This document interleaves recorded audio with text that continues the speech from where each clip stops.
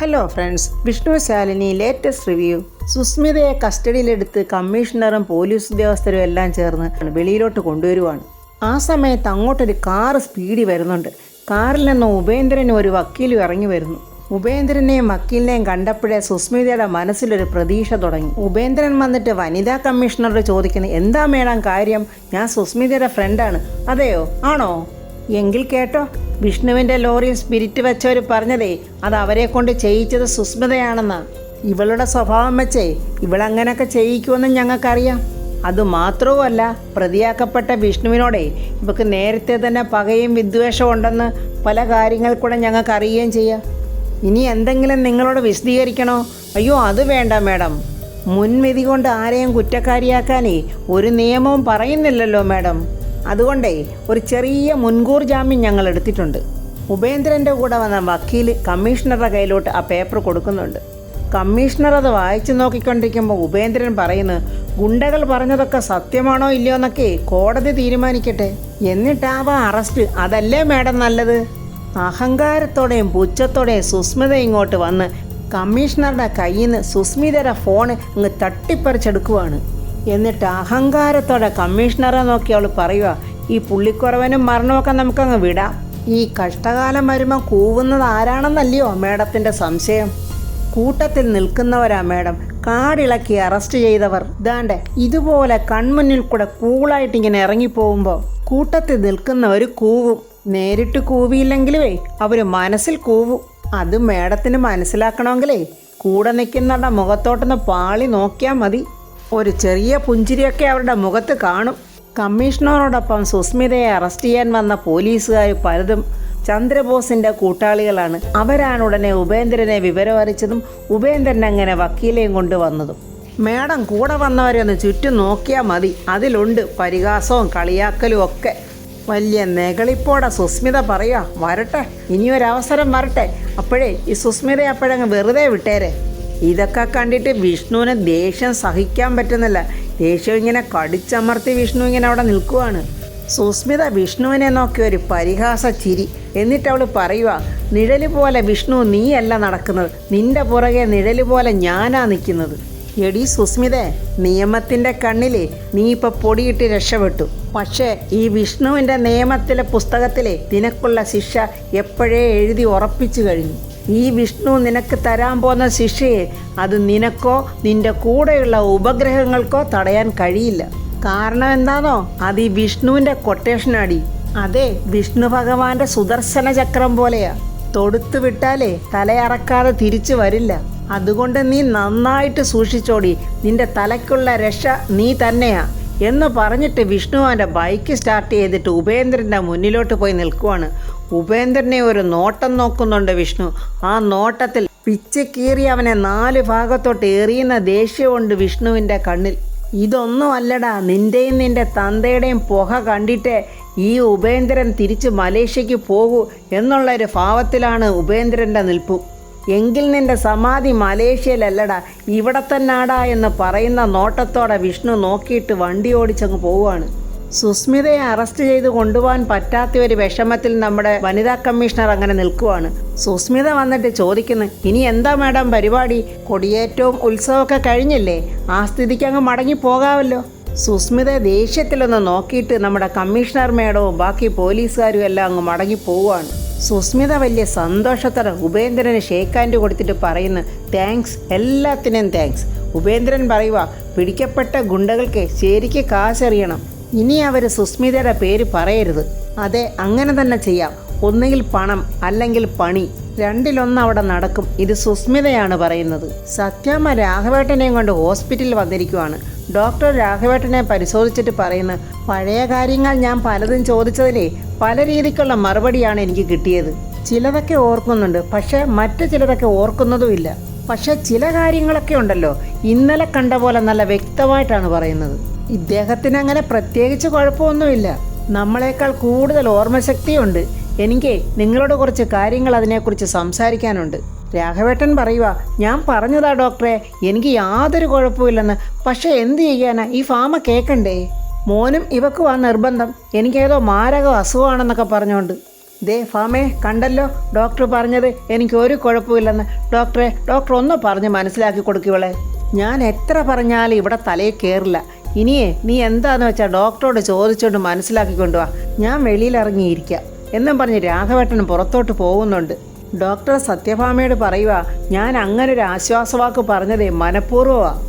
ഒരു രോഗി താനൊരു രോഗിയാണെന്ന് അറിഞ്ഞ് ചികിത്സിക്കുന്നതിനേക്കാളും നല്ലത് എനിക്ക് ഒരു രോഗവും ഇല്ലെന്നുള്ള അറിവിൽ നിൽക്കുമ്പോൾ ചികിത്സിക്കുന്നതാണ് നല്ലത്. ഈ അസുഖത്തിന് പ്രത്യേകിച്ച് മരുന്നുകളൊന്നുമില്ല. ഇടയ്ക്കിടയ്ക്ക് തൻ്റെ ഓർമ്മകൾ നഷ്ടപ്പെടും. അതുതന്നെയാണ് അദ്ദേഹത്തിൻ്റെ അസുഖവും. ആ നഷ്ടപ്പെട്ട ഓർമ്മകൾ ഇവരുടെ മനസ്സിലാണെങ്കിൽ ഒരു ബ്ലാങ്കായിട്ട് കിടക്കും. അതൊരിക്കലും ഓർത്തെടുക്കാനോ ആ ബ്ലാങ്കായ ഭാഗത്ത് ബാക്കി ഭാഗങ്ങൾ ചേർത്തെടുക്കാനോ ഇവർക്കൊരിക്കലും പറ്റത്തില്ല. പക്ഷേ ആ മറവി ഒരിക്കലും ഇവരുടെ ദൈനംദിന ജീവിതത്തെ ബാധിക്കാത്തതുകൊണ്ട് അങ്ങനൊരു അസുഖം ഇവർക്കുണ്ടെന്ന് ഇവർക്കറിയത്തതുമില്ല, ഇവരൊട്ട് സമ്മതിച്ച് തരുത്തതുമില്ല. ഡോക്ടർ പറഞ്ഞതെല്ലാം കേട്ട് സത്യാമ്മ ഇങ്ങനെ സങ്കടത്തിലിരിക്കുവാണ്. സത്യാമ്മ ചോദിക്കുക, അപ്പോൾ പിന്നെ ഡോക്ടറെ ഇതിൻ്റെ ചികിത്സയൊക്കെ പിന്നെ എങ്ങനെയാ? അതിൻ്റെ ചികിത്സയെന്ന് വെച്ചാൽ കെയർ ചെയ്യുക എന്നുള്ളത് മാത്രമാണ് ഏക വഴി.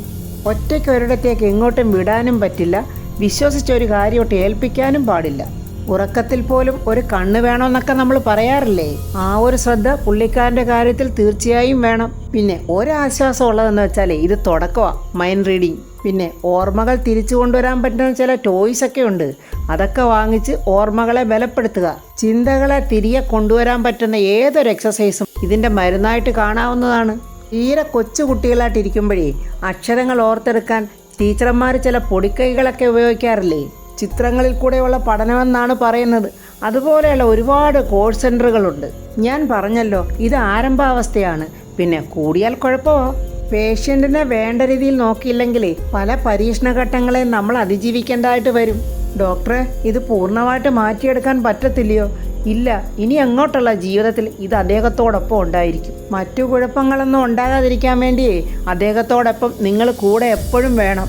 പക്ഷെ ഇതൊക്കെ കുറച്ച് കുറയ്ക്കാൻ പറ്റും. അവർക്ക് ഭാരപ്പെട്ട ചിന്തകൾ കൊടുക്കാതെ കുറേയൊക്കെ നമ്മൾ ഷെയർ ചെയ്താൽ മതി. ഞാൻ നിങ്ങൾക്കൊരു അഡ്രസ്സ് തരാം. എൻ്റെ സുഹൃത്ത് നടത്തുന്ന ഒരു ട്രീറ്റ്മെൻറ്റ് സെൻ്ററാണ്. കുറച്ചധികം പൈസ ചിലവാകും, പക്ഷേ ഈ അസുഖത്തിന് ആ ട്രീറ്റ്മെൻറ്റ് വളരെ ഉപകാരമായിരിക്കും. ഓക്കെ ഡോക്ടറെ, എൻ്റെ മകനുമായിട്ട് ഞാനൊന്ന് ആലോചിച്ചിട്ട് ആ ചികിത്സ തന്നെ നമുക്ക് ചെയ്യാം. ശാലിനിയും ശാരദാമ്മയും കൂടെ സംസാരിക്കുവാണ്. ശാലിനി പറയുക, ഏതായാലും കേസും കൂട്ടുമൊക്കെ ഒന്ന് കഴിഞ്ഞ് ഇപ്പോൾ അല്പം ഒരു സമാധാനമായി. ശ്യാമ മോളെയും കൊണ്ട് രോഹിത്തിൻ്റെ അടുത്തോട്ട് തന്നെ പോയി. ഈ ഒരു അവസ്ഥയിൽ അവളെ അങ്ങോട്ട് വിടണ്ടായിരുന്നു മോളെ. ആ ചന്ദ്രബോസ് ആണെങ്കിൽ ഇപ്പോൾ തോറ്റുപോയ അവസ്ഥയിലാണ്. പാമ്പിൻ്റെ പകയുള്ളവനാവൻ. രോഹിത്തുമായിട്ട് അവൻ അടുത്ത ബന്ധവുമാണ്. ഞങ്ങൾ പറഞ്ഞതാമ്മേ ശ്യാമയോട്, അതൊരു തടവറയാണ്. നിന്നെയും മോളെയും ദ്രോഹിക്കാനേ അവൻ നോക്കത്തുള്ളൂ. പക്ഷേ അവിടെ നിന്നാലേ രോഹിത്തിനെ നന്നാക്കാൻ പറ്റത്തുള്ളെന്നും പറഞ്ഞാൽ അവൾ മോളെയും കൊണ്ട് അങ്ങോട്ട് പോയത്. വിഷ്ണു പറയുക, അവൻ നേരെയാകുമെന്നൊന്നും എനിക്ക് തോന്നുന്നില്ല. അങ്ങനെ അവൻ നന്നാകാനാണെങ്കിൽ അവൻ നേരത്തെ ആകുമായിരുന്നു. ശാരദാമ്മ സങ്കടത്തോടെ പറയുക, ഇങ്ങനെ ജീവിതകാലം മുഴുക്കെ കഷ്ടപ്പെടാനായിരിക്കും അവിടെ വിധി. ഒടേ തമ്പുരാൻ കൽപ്പിച്ചു തരുന്നത് വാങ്ങാതിരിക്കാൻ പറ്റത്തില്ലല്ലോ. ഭഗവാൻ തന്നെ എന്തെങ്കിലും ഒരു വഴി കാണിക്കുമായിരിക്കും. ശാലിനി പറയുക, ശ്യാമയുടെ കാര്യത്തിൽ എന്തെങ്കിലും ഒരു തീരുമാനം എടുക്കണം വിഷ്ണുവേട്ട. എങ്കിൽ മാത്രമേ നമ്മുടെ മോൾക്ക് അവിടെ ഒരു നല്ല ജീവിതം ഉണ്ടാകൂ. എൻ്റെ മോളങ്ങനെ അവിടെ കിടന്ന് നരയിക്കേണ്ടവളല്ല. അവളവിടെ നിൽക്കുന്ന ഓരോ നിമിഷവും നമ്മുടെ ഉള്ളിൽ തീയാണ്. എന്തു പറയാനാ ശാലിനി, തീരുമാനങ്ങളൊക്കെ എടുക്കുന്നത് അവളാ. നമ്മൾ അവളുടെ നന്മയ്ക്ക് വേണ്ടി കാര്യങ്ങളൊക്കെ പറഞ്ഞു വരുമ്പോൾ അവൾ നമ്മളെ ശത്രുക്കളാക്കും. അതുകൊണ്ടാണ് ഞാനിപ്പോൾ അവളോട് ഒന്നും പറയാത്തത്. വിഷ്ണു പറയുക, എന്നാലേ ഞാൻ ഇറങ്ങുക, വീട്ടിൽ പോയി അച്ഛനെയും അമ്മയും ഒന്ന് കാണണം. അയ്യോ, മോനൊന്നും കഴിച്ചില്ലല്ലോ, ഞാൻ എന്തെങ്കിലും കഴിക്കാനെടുക്കാം. അപ്പോഴേക്കും സത്യമോളും ഇങ്ങ് വരും. സത്യം കണ്ടിട്ട് പോകാമല്ലോ. ഇല്ല ശാരദാമ്മേ, സത്യം ഞാൻ പിന്നെ വന്ന് കണ്ടോളാം. ഇപ്പോൾ എനിക്ക് വീട്ടിലോട്ട് പോകണം.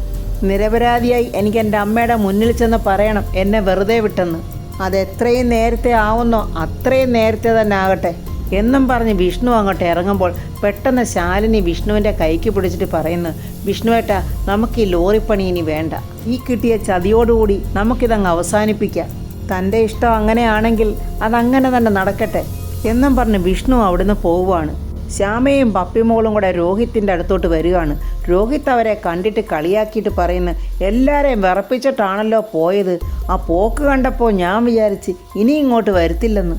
അതെന്താ, അവർ നിന്നെ കൂട്ടത്തിൽ കൂട്ടിയില്ലയോ? അത് കേട്ടിട്ട് ശ്യാമ പറയുക, ഞാൻ നിൽക്കേണ്ടത് ഇവിടെയാ, അല്ലാതെ എൻ്റെ വീട്ടിലല്ല. ആ മോളെയെന്ന് പറഞ്ഞ് ശ്യാമ അകത്തോട്ട് കയറാൻ പോകുമ്പോൾ രോഹിത്ത്, നിൽക്കവിടെ. അപ്പോൾ നിന്റെ കുഞ്ഞേച്ചിയും ചേട്ടനും കൂടെ നിന്നെ വിളിച്ചോണ്ട് പോയതേ നിന്നെ സംരക്ഷിക്കാനല്ലായിരുന്നു, നിന്നെ ഇവിടെ കൊണ്ടിട്ട് നരകിപ്പിക്കാനായിരുന്നു അല്ലേ? രോഹിത്തെ, അതെ, എന്നെ വിവാഹം കഴിച്ചോണ്ട് വന്ന വീടായത്. അതെത്ര മായ്ച്ചാലും മായാത്തതാണല്ലോ. നിന്നെ വിവാഹം കഴിച്ചോണ്ട് വന്ന ഞാനാണല്ലോ. ആ ഞാൻ തന്നെയാണ് ഇപ്പോൾ പറയുന്നത്, നിനക്ക് ഈ വീട്ടിൽ യാതൊരു അവകാശവും ഇല്ല. അപ്പോൾ മുകളിൽ നിന്ന് ഇറങ്ങി വന്ന സുസ്മിതയെ കണ്ടുകൊണ്ട് രോഹിത്ത് പറയുക, നിനക്കും നിന്റെ മോക്ക് ഇവിടെ താമസിക്കണമെങ്കിലേ ദാണ്ടെ സുസ്മിതയുടെ കാലിൽ ചെന്ന് വീഴ്. എന്നിട്ട് നീയും നിന്റെ ആൾക്കാരോടുകൂടെ കാണിച്ച പേക്കൂത്തിനൊക്കെ അവളുടെ കാലേ വീണ് മാപ്പ് ചോദിക്കും. രോഹിത്തിനിപ്പോൾ ഇവളെ പ്രീതിപ്പെടുത്താൻ വേണ്ടി ഞാൻ ഇവളുടെ കാല് പിടിക്കണം. ഇതിപ്പോൾ ഇവള് പറയിപ്പിച്ചതാണോ അതോ രോഹിത്ത് സ്വയം പറഞ്ഞതാണോ? സുസ്മിത അപ്പോൾ പറയുക, ശ്യാമേ, ഈ വീട് ലേലത്തിൽ പിടിച്ചത് ഞാനാ. ഈ വീട്ടിൽ ആര് നിൽക്കണം നിൽക്കണ്ട എന്നൊക്കെ തീരുമാനിക്കേണ്ടത് ഞാനാ.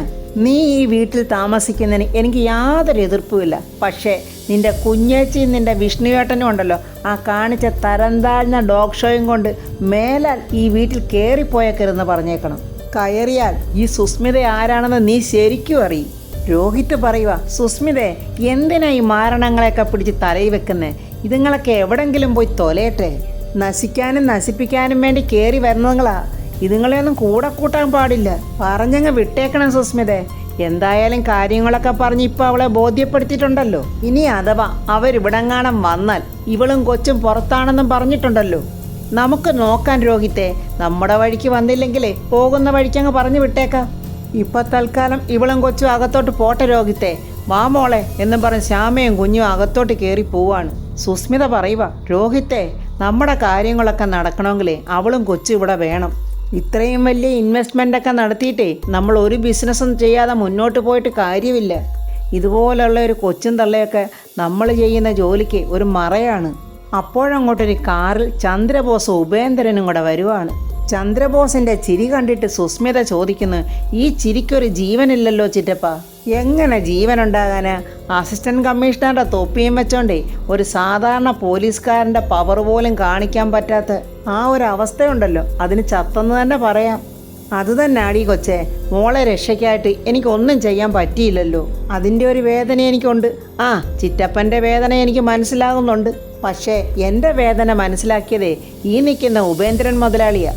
അതിന് ഞാൻ എന്നും കടപ്പെട്ടിരിക്കും, നന്ദിയുള്ളവളുമായിരിക്കും. അതിൻ്റെ കാരണമേ ഞാൻ അകത്തു പോകാതെ ആ കൃത്യസമയത്ത് തന്നെ വന്ന് എന്നെ രക്ഷിച്ചതേ ഈ ഒരു വലിയ മനുഷ്യനാണ്. അയ്യോ, അപ്പോൾ ഉപേന്ദ്രൻ്റെ ഒരു ഡയലോഗ്, കൂട്ടത്തിൽ നിൽക്കുന്നവരെ ഉപേന്ദ്രൻ കൈവിടില്ല. അതിന് ജീവൻ പകർത്തി കൊടുക്കാനാണെങ്കിൽ അതും കൊടുത്തിരിക്കും. സുസ്മിത അകത്ത് കിടക്കേണ്ടവളല്ല, പുറത്തുനിന്ന് ഫൈറ്റ് ചെയ്യേണ്ടവളാ. ചന്ദ്രബോസ് പറയാ, കഴിഞ്ഞതൊക്കെ കഴിഞ്ഞ് ഈ ശാരദാമ്മയെ പോലെ ബുദ്ധിയിലും സാമർത്ഥ്യത്തിലും സമാസമം നിൽക്കുന്ന ആള് തന്നെയാണ് സത്യഭാമി. ഇപ്പോഴത്തെ ക്ഷീണം അവരെ ഒന്ന് തളർത്തിയെന്നുള്ളത് സത്യവാ. പക്ഷേ അവർ തിരിച്ചു വരും. ആ വരവ് തളർത്താനുള്ള വഴിയാണ് നമ്മളിനി ആലോചിക്കേണ്ടത്. പരിശുദ്ധി കറി മസാലയുടെ ഫുഡ് കോമ്പറ്റീഷൻ മത്സരത്തിലെ ശാരദാമ്മയും സത്യഭാമയൊക്കെ മത്സരിക്കുന്നുണ്ട്. ഉപേന്ദ്രൻ പറയുക, ഈ കറി മസാല കമ്പനിയുടെ MD ഉണ്ടല്ലോ, സാബു വർഗീസേ, അത് എൻ്റെ ഒരു നല്ല സുഹൃത്താ. ആ അച്ചായനാണ് ഈ മത്സരം സംഘടിപ്പിക്കുന്നത്. ഈ മത്സരത്തോടെ സത്യഭാമയും ശാരദയും ചിലപ്പോൾ ഒന്നിക്കാനുള്ള സാധ്യതയുണ്ട് എന്നിങ്ങനെ ചന്ദ്രബോസ് പറയുന്നുണ്ട്. രണ്ട് തുല്യ ശക്തികൾ ഒന്നിച്ചാലേ അപകടം അവരുടെ ശത്രുക്കൾക്ക് തന്നെ, അതായത് നമുക്കാണെന്ന്. ഉടനെ രോഹിത്ത് പറയുക, ഇതിനു മുമ്പും ഇവരെല്ലാവരുടെ പങ്കെടുത്തൊരു ഫുഡ് കോമ്പറ്റീഷൻ ഉണ്ട്, ശ്യാമ പറഞ്ഞ് ഞാൻ കേട്ടിട്ടുണ്ട്. അന്നും കടുത്ത മത്സരമാണെന്നാ പറഞ്ഞു കേട്ടിട്ടുള്ളത്. സുസ്മിത പറയുക, അതിൽ ഞാനും അന്ന് പങ്കെടുത്തിരുന്നു. സത്യഭാമയായിരുന്നു അന്ന് ചീഫ് ഗസ്റ്റ്. സുസ്മിത എന്ന ചമ്മി വിളറി നിന്നതും സത്യഭാമ ചിരിച്ചോണ്ട് ശാരദയ്ക്കും മക്കൾക്കും ട്രോഫി കൊടുക്കുന്നതൊക്കെ അവളുടെ മനസ്സിലിങ്ങനെ ഓർത്തു വരികയാണ്. ചന്ദ്രബോസ് പറയുക, ഈ മത്സരത്തിനിടയിൽ തുല്യ ശക്തികൾക്കിടയിൽ ഒരു വിള്ളലുണ്ടാക്കാമെങ്കിൽ നമ്മൾ രക്ഷപ്പെട്ടു. എങ്കിൽ ഞാനും പങ്കെടുക്കാം ചിറ്റപ്പ. മത്സരത്തിൽ ശാരദാമ്മ ജയിച്ചാലും സത്യഭാമ ജയിച്ചാലും നമുക്ക് പാരയാ. അപ്പോൾ പിന്നെ ജയിക്കേണ്ടത് ഞാൻ തന്നെയാ. ചന്ദ്രബോസ് പറഞ്ഞു കൊടുക്കുക, മന്ത്രവും തന്ത്രവും ഒക്കെ ജയിക്കാത്തടത്തേ അപ്പം നമ്മൾ ഉപയോഗിക്കേണ്ടത് കുതന്ത്രവാ. എന്തായാലും എങ്ങനെയായാലും ഈ സുസ്മിതയ്ക്ക് ജയം വേണം. അതിനി പണം ഒഴുക്കണമെങ്കിൽ പണം, അല്ല രക്തമാണ് ഒഴുക്കണമെങ്കിൽ അതിനും തയ്യാറാ. സുസ്മിതയ്ക്ക് വേണ്ടത് അന്തിമ വിജയമാണ്. അപ്പോൾ ഫ്രണ്ട്സ്, പാചക മത്സരം അങ്ങനെ നടക്കട്ടെ. ശാരദാമ്മയും സത്യഭാമയും ഒന്നിച്ച് വിജയിക്കട്ടെ. സുസ്മിതയുടെ കുതന്ത്രങ്ങൾ ഒന്നും ഫലിക്കാതെ പണ്ടാര ഒടുങ്ങിപ്പോട്ടെ എന്നുള്ള റിവ്യൂ ഒക്കെ നമുക്ക് അടുത്ത റിവ്യൂവിൽ കാണാം. എൻ്റെ ഈ റിവ്യൂ ഇഷ്ടപ്പെട്ടാൽ ലൈക്കും കമൻസും, സബ്സ്ക്രൈബ് ചെയ്യാത്തവർ സബ്സ്ക്രൈബ് ചെയ്യണേ.